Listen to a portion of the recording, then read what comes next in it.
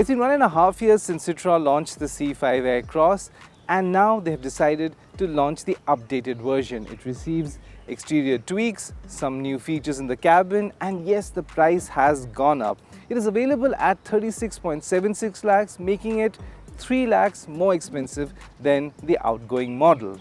Now, it is the most expensive SUV in the segment as it competes against the Jeep Compass, the Volkswagen Tiguan, and the brand new Hyundai Tucson. So let's take a look and see what the updated model offers.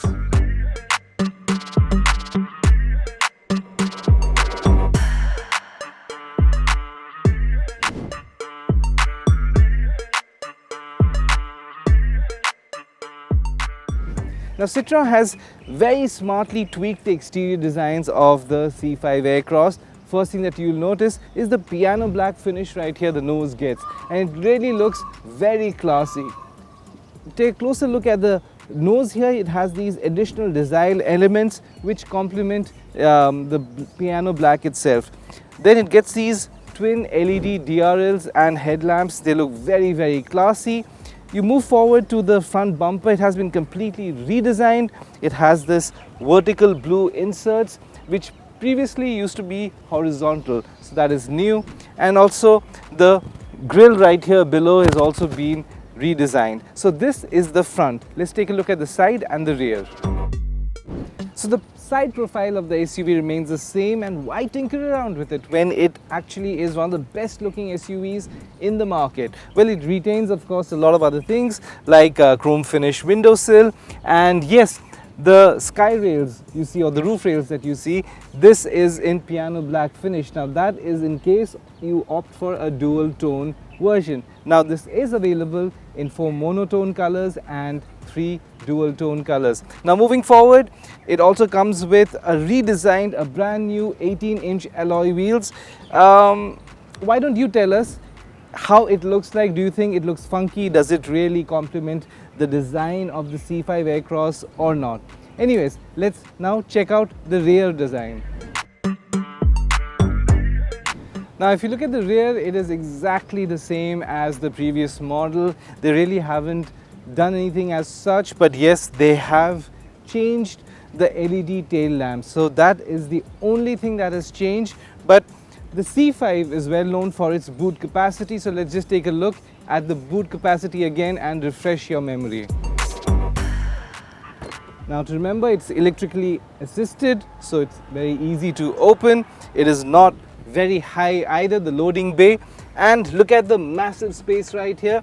This is 580 liters at your service.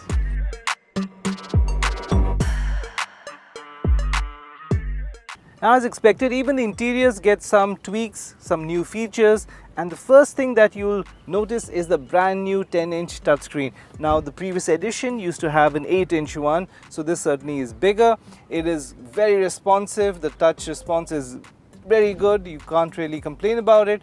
Plus, they have smartly done is put shortcut buttons right here. These are again touch buttons with a piano finish bar right here. So you have your menu right here. You can straight away make calls, find out details of your car, navigation, temperature and music. So it's easy to use and it's convenient.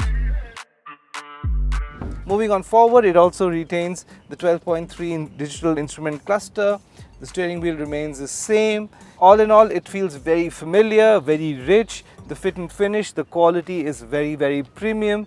You do have to kind of get used to the vertical designed air vents, but honestly we feel it is very suave, very classy.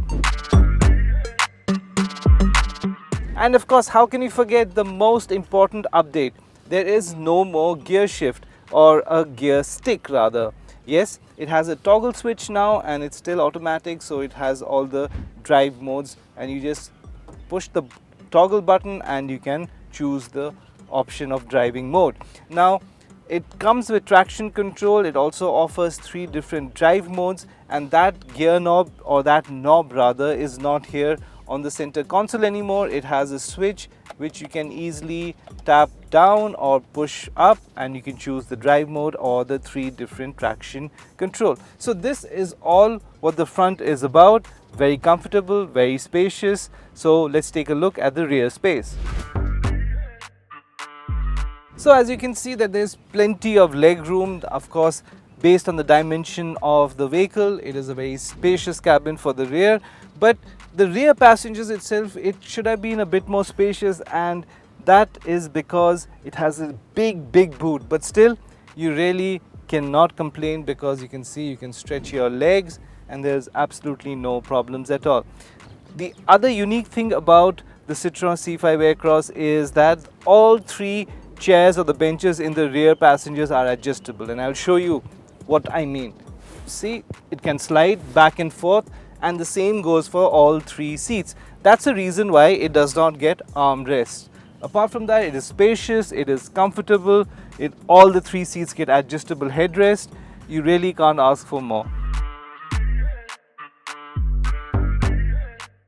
Now the C5 Aircross continues to be powered by a 2-liter diesel engine.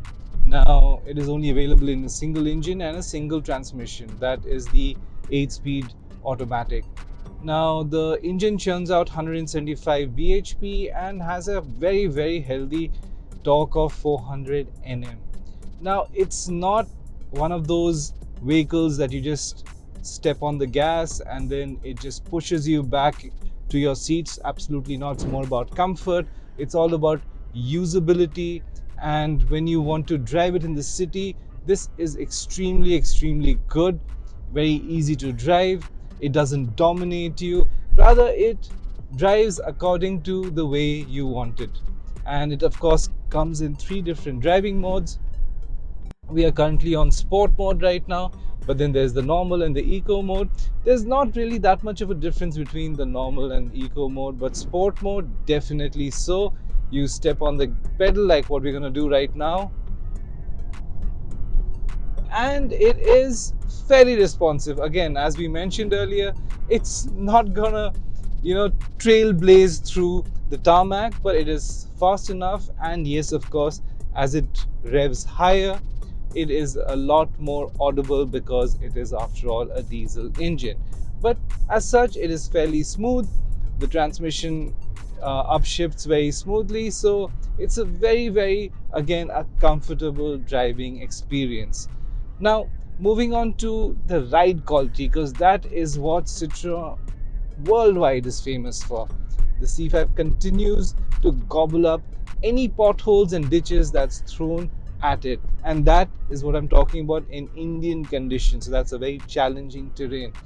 Now the secret behind this is it has additional springs and it has hydraulics, and that's the reason why whenever it goes over a speed breaker or is just going over a pothole, that cushions it completely. That thud is neutralized, and that is what makes the C5 the most comfortable vehicle in the segment by far. I mean, there is no competition at all. So the rear passengers will not be complaining or backseat driving at all. They will be at peace. Now in terms of handling, of course, you can put 2 and 2 together because the suspension is more on the softer side. So yes, it's not gonna give you that razor sharp handling, which you don't need, honestly speaking, because in your day-to-day driving, you just need a car to easily take a corner without you putting in a lot of effort, and that's exactly what it does. And also the steering wheel is light, so again it ensures that maneuvering this vehicle, especially in slow moving traffic or your daily office commute, makes it a breeze. So we've shown you the car from the outside, from the inside, the way it drives, the way it also handles. The ride quality, of course, is still the segment leader. So does the 36.67 lakhs ex-showroom, of course, justify the price? Well, it is overpriced, honestly speaking, but then you have to keep in mind that this vehicle is not made in India, so they have no option but to take on the taxes, so that's why it is a bit expensive.